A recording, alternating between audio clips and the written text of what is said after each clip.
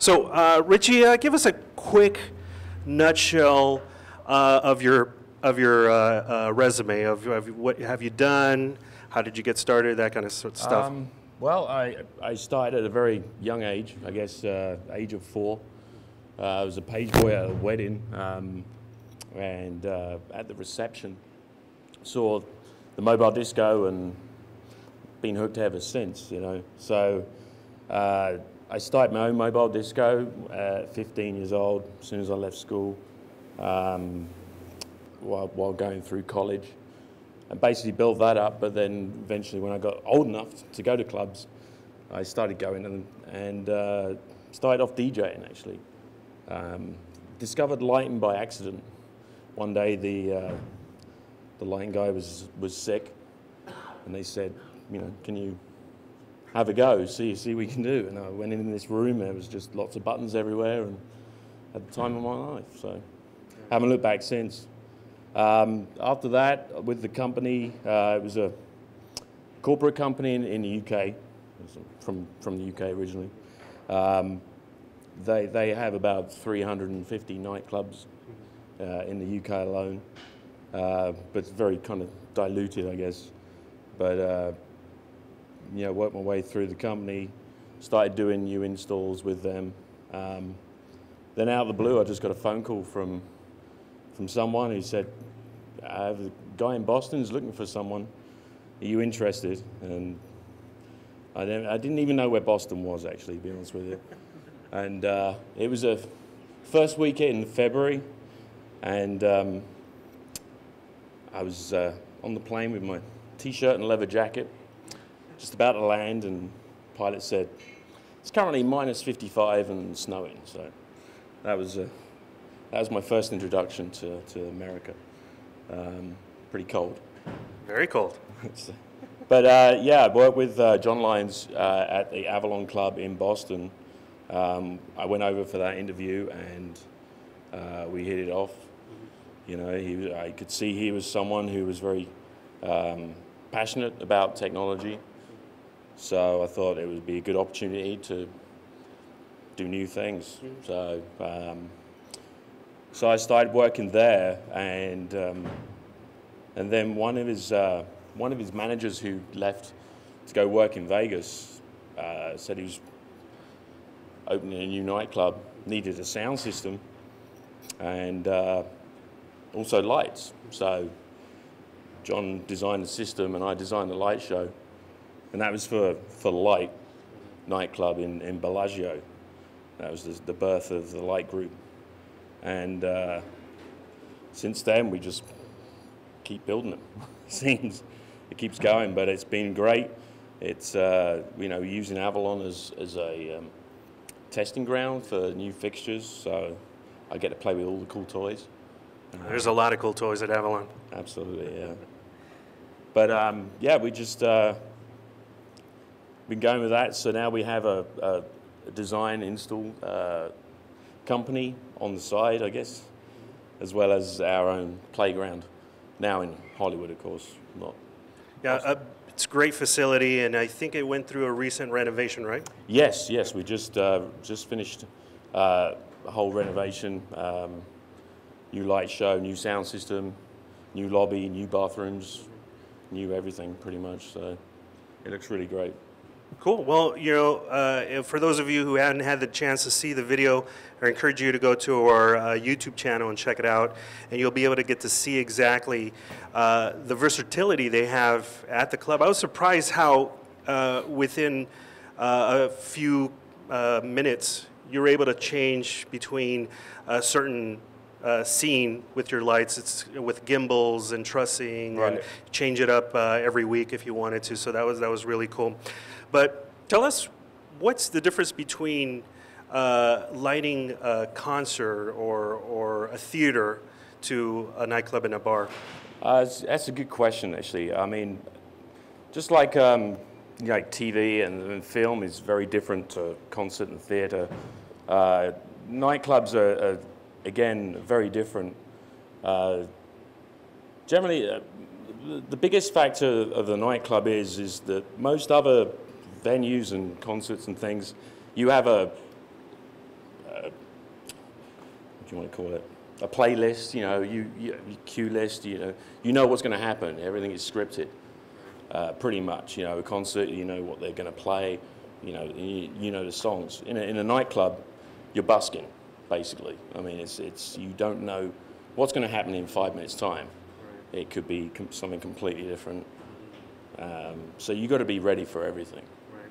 Or anything. So you have to read what the crowd is doing, see where the music is heading to, right. Crescendos and dips and lows. And you know, the challenge is to not go too crazy too soon, you know, but of course you don't know how crazy things are going to get, so it's tough in that sense, but you know, it's fun. Yeah, I was looking at you when you were showing us the demonstration, and here's a couple of pictures up on the screen of Avalon, and you seem to have like an arsenal of tools in your booth. Tell us a little bit about what you have. Well, I use a very different controller. I mean, it's a PC-based software. It's very powerful and extremely customizable, so you can use anything to control anything pretty much. So I use MIDI keyboards, MIDI control pads, and I also use an iPad with custom software to create palettes and everything else like that. So basically I designed the controller to suit the rig as precisely as I can. I'm not limited to, you know, where a desk would have, you know, set number of faders and buttons. This is completely customizable to whatever your needs are. And because that changes on a weekly basis, it seems that so does the controller. So and does that change when you're in charge of lighting between the clubs, or do you have a rig that is exact copy of that rig in Avalon, or how do you work that out? I'm not following that question. So what you have in Avalon, your personal lighting booth, is that like a template that you use when you go and you light up another club, or? I mean, it's similar. I mean, but obviously when I design another club, it's normally different. So then the controller would change accordingly as well. Now, for those folks who are starting out into trying to light up a club or a bar, what are some of the tools that you would recommend that they check out as amateurs, as novices? Well, I mean, I think a very important thing it would be to find your controller. I mean, everybody has different ways they want to do things, and but I'm pretty sure that whatever it is you want to do, there's a controller out there that can do it. You just got to find it and make sure you're happy with that and stick with it, because that's going to be your best tool to get things the way you want it. You know, if you can't control it right, then it's not going to do what you want. So, right. Do you have a preference, whether it's analog or digital? Well, I mean, it's all digital, I guess, in a way. But I mean, I've always preferred the PC-based controllers, because they're cheaper, and also you're not restricted to the control surface that comes with it. So that always works best for me. And is there any lighting types? I don't want to say specific products, but any styles of lighting products like park cans or moving heads or scanners or lasers that you think might be a good idea and try to start off your lighting design? Yeah, I mean, for sure. I mean, LED park cans are always a great backbone. I mean, you get the color saturation, quick response as well. Back in the day, we used to use neon a lot because it was a quick flash on and off. It wasn't a strobe light, because obviously strobe lights can get a little bit intense. But of course, neon kind of went out of fashion, and there was a small gap in between that and LED, I guess, where you were missing that kind of product. But when the LED came along, obviously the color saturation was awesome, and the response was great also. So that was great help. Right now, obviously, beams are everywhere, and rightfully so. I mean, they're great great lights. You know, they cut through the air, through the atmospherics, so they make a big impact.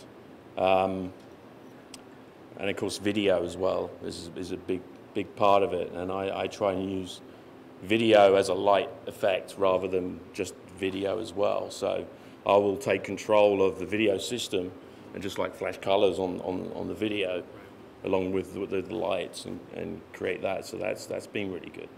And of course, just the general like profile, moving head spots are good. I miss the scanners though. I mean, I always... We want to see the scanners come back? I'd love them to come back, yeah, because you got the quick mirror movement, but for some reason they just disappeared. Yeah. Don't know why. Some people like scanners. As far as inspiration, and you're trying to create palettes and colors and movement, where are you getting your inspiration? Is it media? Is it nature? Is it architecture? I guess, I mean, a lot of the things I see, I mean, it's going to trade shows a lot, you know, seeing the new fixtures and then just thinking what I could do with them. Of course, any other shows I see, any other clubs I go to, the people I meet, I mean, they're all inspirational because everyone has different things, different ways of doing things, and I always try and, you know, take that in and use that to my advantage, I guess. You know, I've noticed that every time I work with different people, my style changes a little bit because, you know, they have a certain way of doing things, and you know, I just try and make that fit in with what I do as well. So that's always been good. But yeah, mainly it's just seeing the new technology and just trying to figure out ways of making it different, I guess. Is there anybody that has influenced you? Anybody that's kind of guided you along? Yeah, I mean, there's definitely been some characters. I mean, there was the senior lighting people at the company I work for in the UK. I mean, they were inspirational, as in that sense. But there's been a lot of DJs that I've worked with as well that have you know, helped me along. That's for sure. And of course, I mean, John as well. He's a very clever man, and you know, has a funny way of looking at things. But I mean, you know, when you figure that out, then he's been a great help for that in that sense. Now, about the clubs that you've been to that you haven't had a hand in designing or production, is there any clubs out there that you particularly like? Be honest with you, there aren't that many that I've been to. When you work in full, you know, I've been in clubs now 21 years, so it's like last place you want to go on your day off is a club. But I mean, there's definitely some great clubs. I know a fellow friend is Steve Lieberman. He does a lot of the nightclubs, and he does some great work. Like his stuff, and but yeah, I guess I don't get out that much. Yeah. Oh, we're DJs. We tend to work on the weekend, and I don't go out that much. And then the last time I went to the club was with Avalon. Oh, actually, Light in Las Vegas. All right. At Mandalay Bay. Nice. Is there common lighting mistakes that you see constantly when you go out, or when you go to a theater or go to a club? I mean, the one thing that I notice a lot is the light's not doing anything related to the music. They're just like on an autopilot, which I'm not. That grinds my gears, I guess you could say.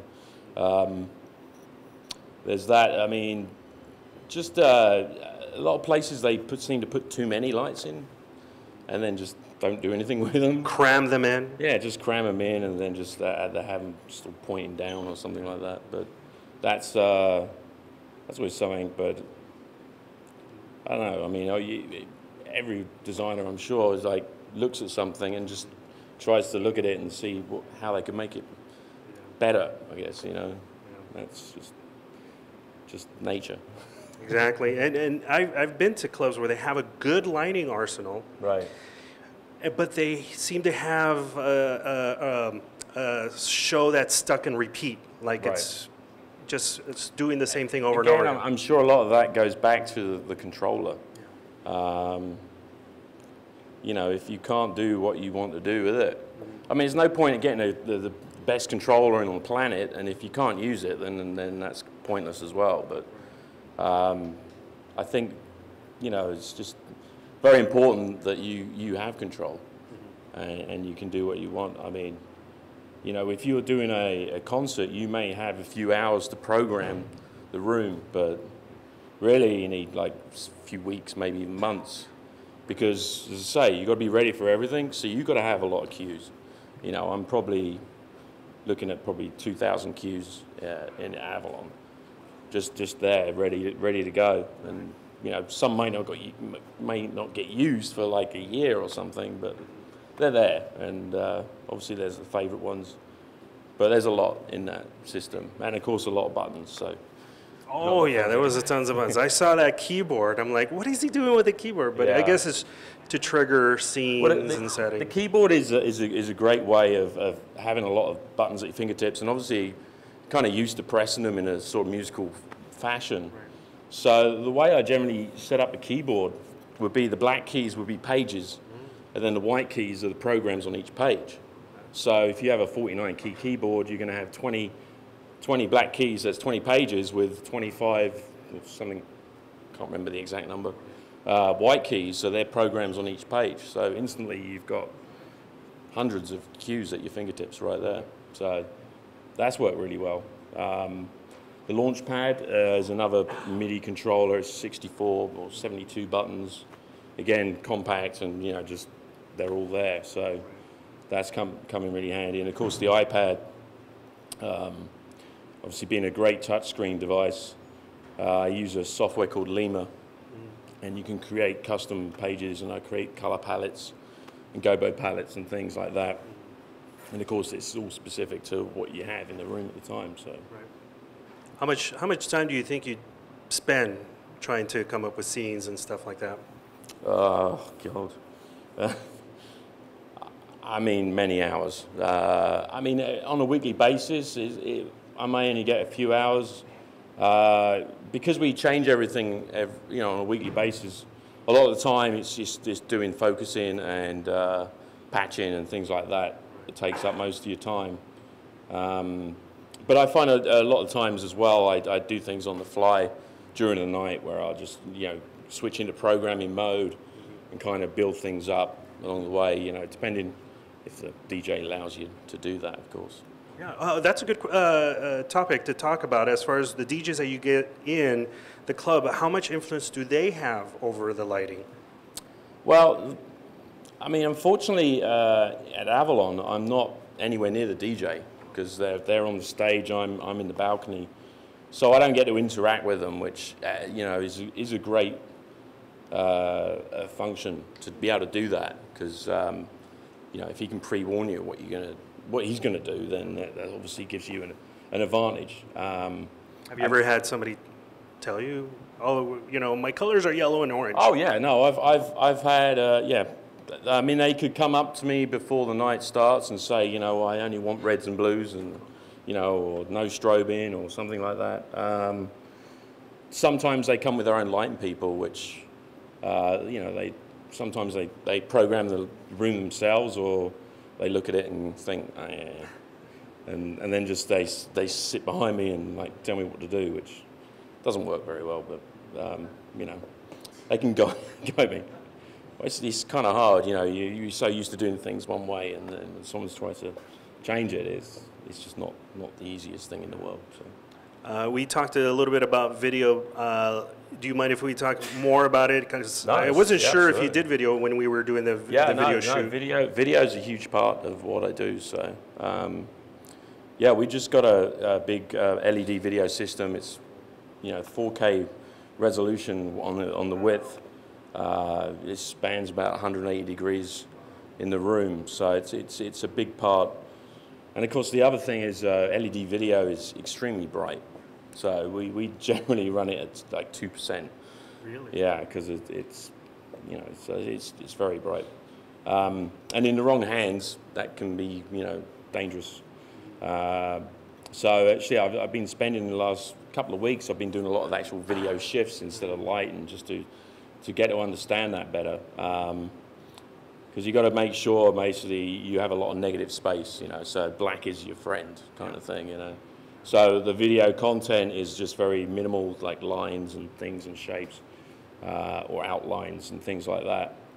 But of course, as well, you can use that intensity to your advantage. So I kind of hook up the video system to the lighting system, and via MIDI or DMX, I'll trigger like color flashes and patterns and animations that go with the lighting as well. Normally we have a video person as well, of course, running the content, and we, you know, have to work obviously very closely together, otherwise it can look pretty bad. So luckily, you know, I have some people that I work with that we don't even need to talk to each other. It just happens, you know, and it's great. But yeah, keeping things like colors and the things together make a huge difference. It just, everything looks right and makes a big difference. Do you create the content yourself, or do you have some people that do it for you? Some of it is created. I mean, we have a video guy. He makes a lot of the content. A lot of things though are just effects that we run over it that you know, change it up, you know, create the rhythm and things like that. Well, we're going to go ahead and ask our audience if there's any questions. I know I have tons of questions. I can go on and on. We could have a conversation, but we have a very short day. Anybody have a question for Richie? Or not? It's okay, they just want to listen, and nobody wants to be the first one. The gentleman in the red shirt. How often do you control the system to like sound activation? How often do you control the system for sound activation? Is that the question? That's a very good question. A lot of people see that as cheating. I totally disagree with that. Yes, you could have the system run to the beat of the music, and you can go off and sit at the bar, which, you know, sometimes I'm guilty of it, to be honest with you. But you can also use it to great advantage. It all depends, of course, on what controller you have and what their capabilities are. The one I use, it's very good. It has capability of taking 4 separate bands of frequencies, and you can react. You can chase things, or you can set the intensity to react to the level of those frequencies. So for a lot of things, especially LEDs, you know, I can create great effects with the pulsing that, you know, is on top of what you're doing. So I think it's a huge help and great, because of course you're trying to reflect the energy of the music. So having sound activation, I mean, you can't sit there and like play the different, you know, the third octave of the frequencies. I mean, it's just, I mean, maybe someone can. I mean, I'd like to meet them. But yeah, it's very difficult, and I think it's a great thing to use and take advantage of.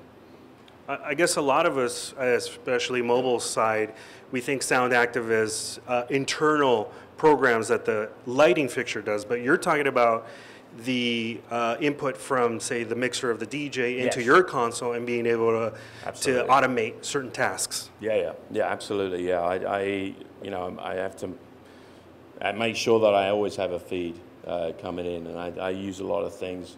Do VU meters. You know, if you have an LED matrix as well, obviously you can do some crazy things with that as well. Cool. But, yeah. Good question. Good. Anybody else? I knew I saw 2 other people raise their hand. I have a question. Yes. Rich, do you recommend your medium-sized clubs to have an actual lighting guy nowadays? Because lighting is so, you got so many options now with the lighting. Do you recommend a place to invest in that rather than just the DJ guy punching lights sometimes? Well, I mean, as you know, being an ex-DJ or whatever, I can totally understand that.